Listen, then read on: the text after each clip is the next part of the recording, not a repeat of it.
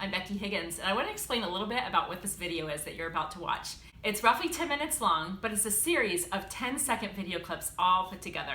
Now, it doesn't actually look as disjointed as that sounds, but I filmed it in Instagram stories, which if you know about Instagram stories, it's all vertical footage. So the way it went down is this. I woke up on a Saturday morning and I had an open gap of time that I knew I could work on and catch up on my son's scrapbook, which was desperately needed. I woke up, I threw this embarrassingly awesome, messy bun thing on the top of my head and just thought, I'm gonna get to work. And then I just thought, I'll share a few details of what I'm doing because I feel like it could help someone.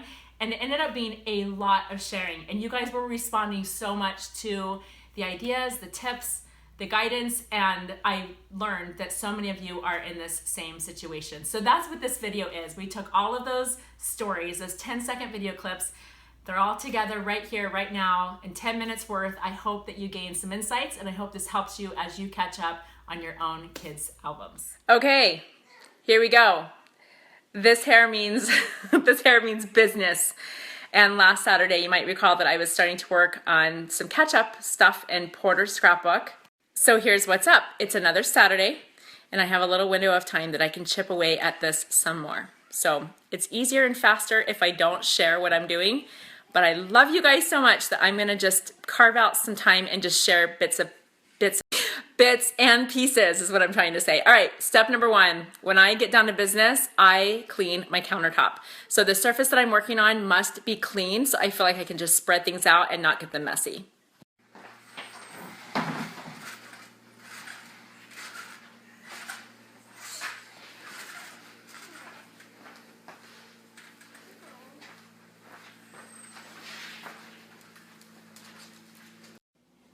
Now, the way that I have my kids' albums organized is by school year. To me, that just seems sensible, it's easy, and I keep all their stuff that's not yet scrapbooked in these bins. And today I'm working with Porter's first grade school year. All right, so the Scrapbook Dividers are what you would have just seen in the album. I use them in all of my kids' albums. They are found in our shop. You go to beckyhiggins.com and go into the shop and the physical products and do a search for Scrapbook Dividers. Okay, hold the phone. Hold on. Just totally unrelated to the project I'm working on, which I swear I'm going to be totally productive at actually doing today. But check out this cute text that I just got from my friend Jen. I swear I'm going to do it. I'm so going to get caught up. But look at this, you guys. It's a letter that Porter wrote to the Tooth Fairy with a picture of the two of them. And he even saved the note that the Tooth Fairy left for him. Are you kidding me? Okay, next step, totally focusing here. The next step is in order for me to go from a whole stack this tall of just stuff from first grade, I'm categorizing the type of stuff that it is, and then I'm going to narrow down. These are the piles I'm talking about. We've got photos, papers like report cards, things that need to stay as they are. This is artwork, and then this is a pile of like handwriting samples. So once I make the piles, then I can actually narrow down. Okay, I'm going to expand on my theory just a little bit more so that it hopefully makes more sense. When you're trying to summarize an entire childhood within just an album, or in my case, it's a handful of albums, you do have to narrow down. You have to condense. And when I say have to, I don't mean have to like you have to, or that it's a rule by any means. I'm just saying that if you do want to condense it, there's no other way to do it than to actually like weed out some of the stuff and not keep absolutely everything. Okay, let's take this pile for example so I can illustrate what I'm talking about. We have handwriting samples, lots of handwriting samples. Does Porter need all of these? The answer is no, so I'm going to choose a sampling to keep. Okay, this is the last thing, and then I'm really going to just like seriously put my phone in another room so I can get to work without sharing so much. But here's the thing I was going to say is that this would be a really good time for you to check in with your child if you're working on their scrapbook to find out if they have an opinion. So I did check in with Porter a while back and I said, babe, this is what I'm working on. I'm catching up on your scrapbook, blah, blah, blah, blah, blah. And do you want to be involved in yada, yada, yada? He doesn't. He trusts me. He said that. And so I'm running with that because that's the direction that I felt from Porter. It's totally an individual thing. So be sure that you check with your child if you're doing something similar. I have a niece, Kristen, who absolutely wants to be involved in doing this with her mom, so she should. One thing that I am actually doing as I go along is if there's something that I know that I don't need to keep the originals of, but I want to preserve it, I'm going to just actually snap pictures. So let me show you the way this one resulted. This is just a presentation board. Wow, I'm getting prettier by the minute. Wow. Okay, so can you see where this is going? What am I going to do with those pictures when I take them? Think about it. Think about it. What am I going to do with them? Ding, ding, ding, ding, ding. Yeah, the Project Life app. Now, some of you have tried this, but many of you have not.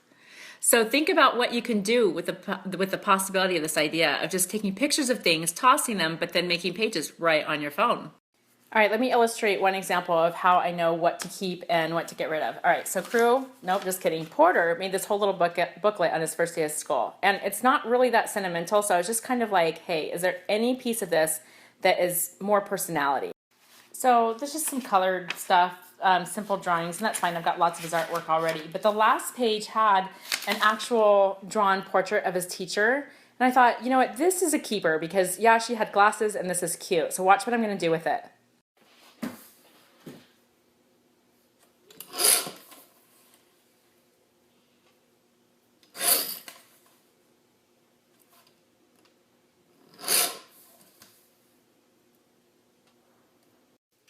Okay, so here it is. I trimmed it to 4x6, which means then I can just put it right into the photo pocket page, you guys.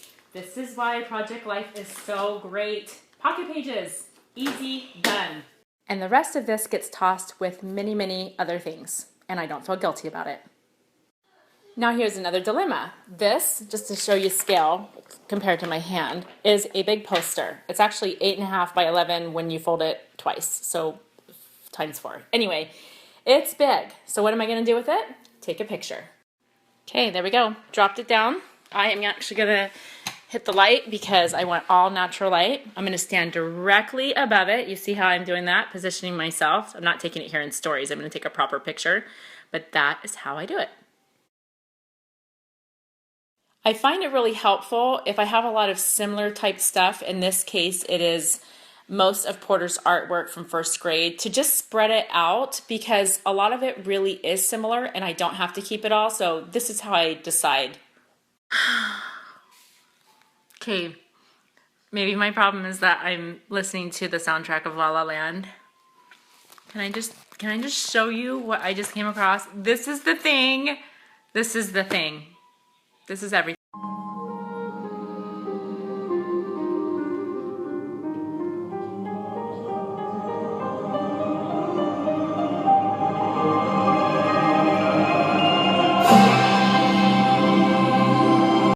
Introducing the trash pile, the first grade stash. All of this is getting trashed. It's not even being scanned or anything. So I am going to scan some art and some papers. Let me explain that.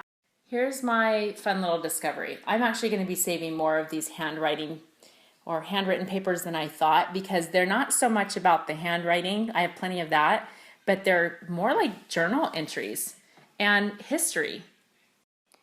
So this is the stack that I'm left with that's going to be scanned. And it is more than I thought I would keep, but I'm tossing all these originals and I'm going to put together some Project Life app pages with the scanned stuff. So sometimes when you have like a whole little set or collection of drawings or art or whatever, just lay them out and take that picture. So see, I took that picture. And then I walk it over and I add it to, you guessed it, making this pile nice and high, nice and tall, nice and nice. It's nice. This is a great example of something that I'm doing with little pieces that are such a part of Porter's story when he was this age because he used to draw these little things and color them and cut them out so exactly. So I'm just taking one picture. I just whipped out probably 3 pages of Porter's art in the Project Life app. have a look. This is a recycle bin. And this is my son's first grade stack of papers, artwork, and everything like that. And you know what? There's no guilt because it's been preserved. A sampling has been preserved. All right, let's just see how this all works together. This is an 8x10 page protector. This is a 5x7 page protector. This is vertical, and then we also have horizontal. We have all these sizes, you guys. Then we have, this is 8.5 by 11. We have that horizontal and vertical. And this is the envelope page I was telling you about. So obviously I have some pages I'm going to add in, including the app pages that I'm going to print and put in page protectors. So, okay, I'm going to stop because this is like my record number. This is not a good angle. This is like my record number of Instagram stories in one day. So if it was even just a little bit helpful, totally worth it. I hope it has been.